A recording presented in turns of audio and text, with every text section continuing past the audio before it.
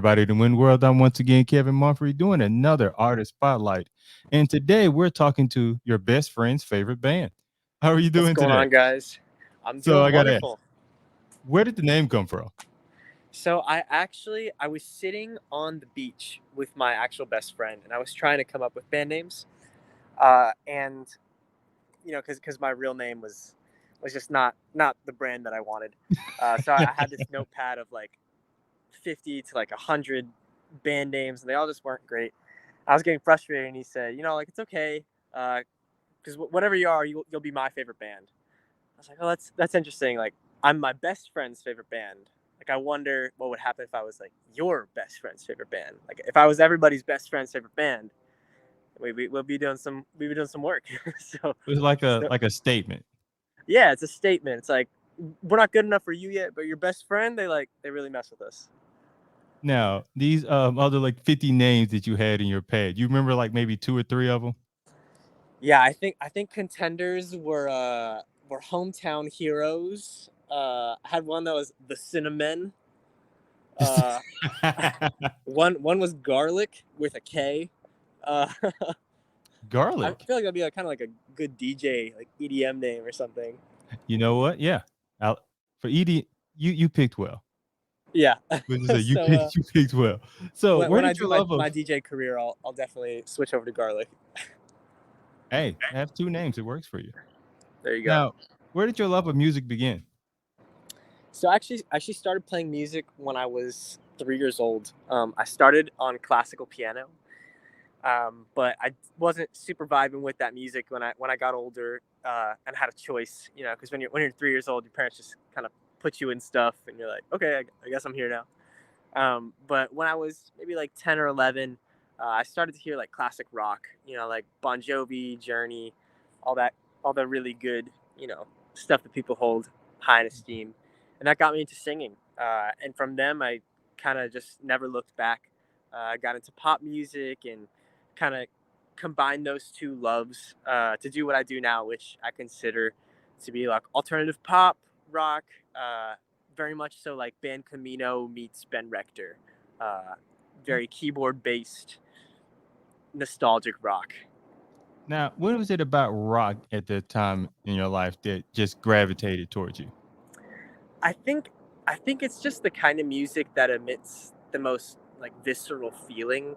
I think there's just something about the drums and the guitars hitting like at the perfect time, just punching through uh, with the pop melodies that just Yeah. are very very catchy. I don't know. It just emits this feeling of where it just hits you right in your gut. At least for me. And I also think it's the most fun genre of music to play live Okay. because there's nothing like a live rock show with everybody jumping up and down and I Yeah. actually stage dive at a show I had last week and just an awesome feeling. It's electric. It really is. So they stage diving. They caught you, right? Oh, they caught me. Yeah, my guy TJ was front and center. He held the ship mostly. So are you like a little nervous a little bit before, or you just gotta just jump? You just kind of gotta go, because it's not in my plan. You can never plan to do it. It just kind of has to happen. So for that one particular show, it was our last song, and we were doing that. And I saw everybody like cheering with their hands up right in front of me. And I was pretty close, and I was like, I guess I'm just gonna let it fly. Like I'm just gonna slowly do like a little Jesus fall. See, see what happens. And Well, it I'm worked. It glad they worked out. caught you They did catch me. because I've seen once. Well, I only seen one stage dive, and they didn't catch him, and it was quite awkward. Really? Oh, Straight to the ground, that like is on a a little bit TV of show. an You hear the thump and everything. It's very no, awkward. that'd be scary. I hope that never happens, but I guess I we'll I see. hope so as well. Now, at what point did you get to wanting to write?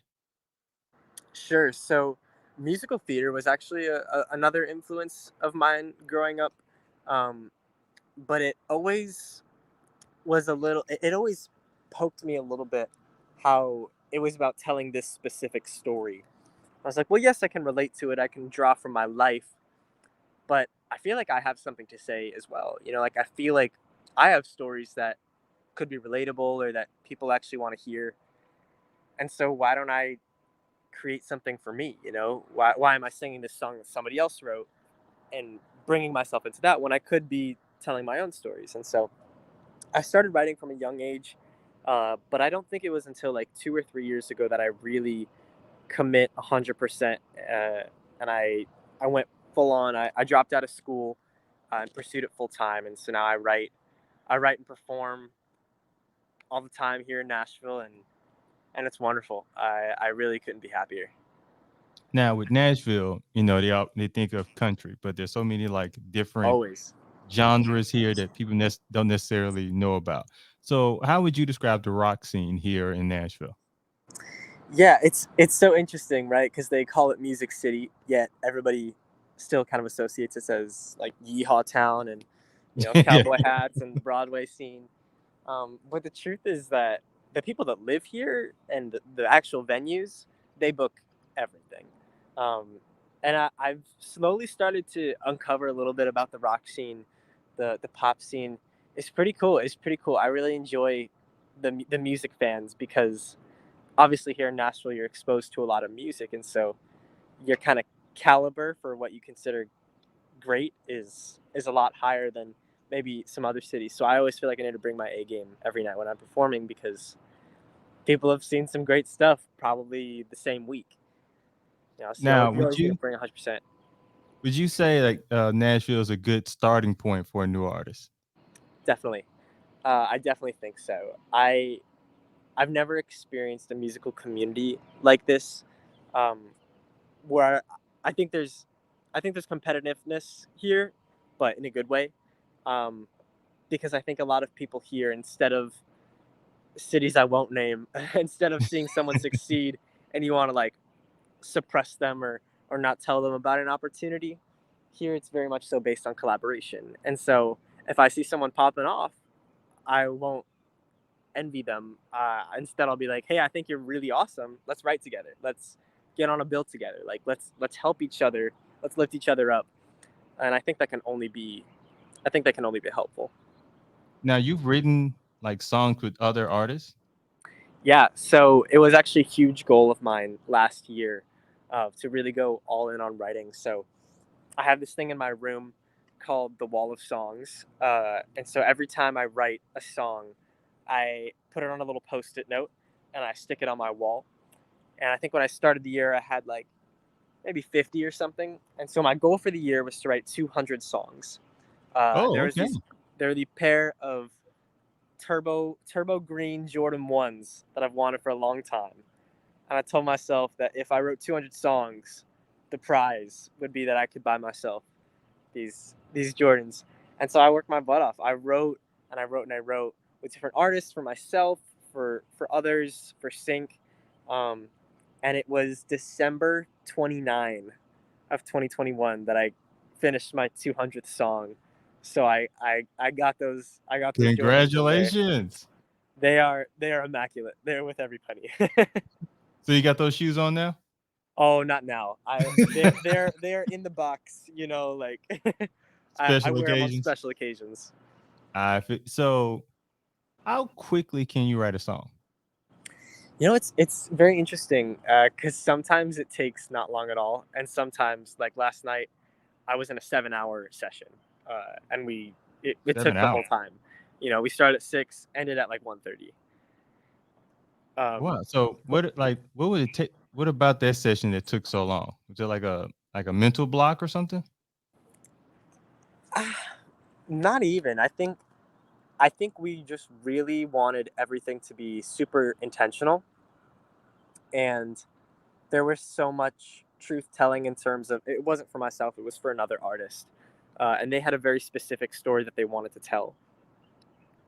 And they needed to divulge so much of their personal life in order to get these lyrics and the storytelling to really, really come across. And we wanted to be so precise and intentional with every single word so that everything meant 100% of what this artist wanted. And I think it's a really special song. And I'm really happy to be a part of the process because I think it's going to get cut because they enjoy the song. But going to the other level of not 7 hours.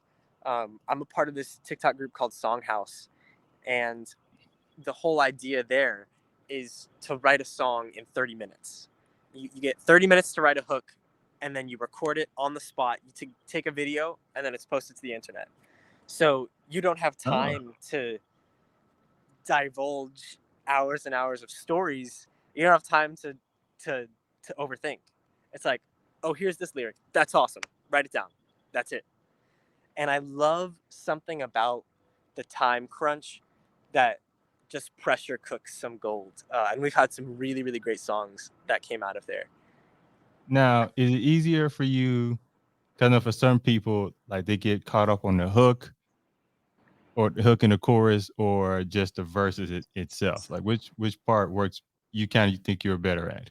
I am all about the hook. I'm of the opinion that if you don't have a hook, you don't have a song. Oh, Because it's the part that you want to keep going in your brain. It's the part that you want to be singing 2 days after the session. And to me, if I find myself singing something, a couple days after we wrote it, I'm saying, okay, this might be a winner. Maybe this thing we should cut this one. now before we let you go, I want to know what projects you got coming out soon. Sure. So I actually have a new single dropping at the end of this month, March 25th, I believe is the Friday. March 25th or 26th, whatever is the Friday. It's called Crash and Burn, and it's a song that talks about kind of that young recklessness feeling of invincibility. It's the feeling of when you're 16 and you sneak out of the house to like go to the beach with your friends, and just really not have a care in the world. And I'm really excited to release it because my last couple songs have been very emotionally intense, and this one is still coming from a place of truth and honesty, but it's so much more fun. And I'm really, really excited for all the promo that's going to come with it. We're having a release party where I'm going to do a live stream and eat spicy wings, and perform with every song, the heat levels increasing. So yeah, stay tuned for that. And tomorrow I'm actually performing at the East Room in Nashville. So if anybody is local to Nashville, come on through the East Room, March 6th. Well, thank you for taking time out to talk to us today. I hope you survived Absolutely. the singing in wings. Oh yeah, I do this vegan hot ones series on my YouTube channel. So you think I'd be prepared, but I'm not. I'm gonna be hurting. But once again, I am Kevin Mumphrey with your best friend's favorite band. This is Win Radio. Thank you, Kevin.